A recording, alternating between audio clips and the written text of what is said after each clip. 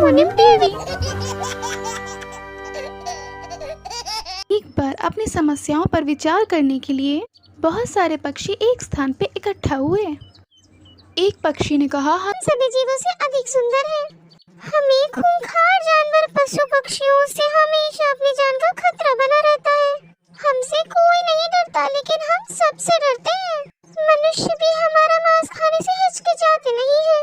हमें अपने जीवन का पल पल खतरा रहता है। दूसरे पक्षी ने कहा, हाथी तो हमारा मांस नहीं खाते, लेकिन उनका शरीर इतना बड़ा है कि सैकड़ों पक्षी भाई हाथी के पैरों के नीचे आके कुचलकर मर जाते हैं। तीसरा पक्षी बोला, भाइयों, इस संसार में केवल शक्तिशाली जीव ही रह सकता है।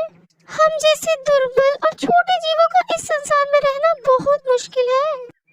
मेरे विचार से तो हमारी समस्या का कोई हल नहीं है। सभी पक्षियों के निराशापूर्ण शब्द सुनकर एक बूढ़ा अनुभवी पक्षी बोला, मैंने अपनी समस्या का हल खोज लिया है, जो हमारे सारे कष्टों को दूर कर सकता है। हम सबको एक साथ नदी में कूदकर आत्महत्या कर लेनी चाहिए।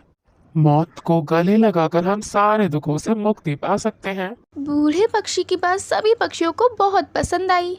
वे सभी इकट्ठा होकर आत्महत्या करने के लिए एक नदी के किनारे चल पड़े। सभी पक्षियों को आत्महत्या करने की इतनी जल्दी थी कि वे सब आपस में झगड़ा करने लगे।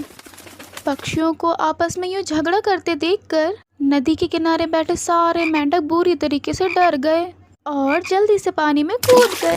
तभी बूढ़े पक्षी ने अपने साथियों को नदी में कूदने से रोक लिया और समझाते हुए कहा, भाइयों, हमें हिम्मत से काम लेना चाहिए और आत्महत्या करने का विचार छोड़ देना चाहिए और अपने मन में जीने की इच्छा जागृत करनी चाहिए।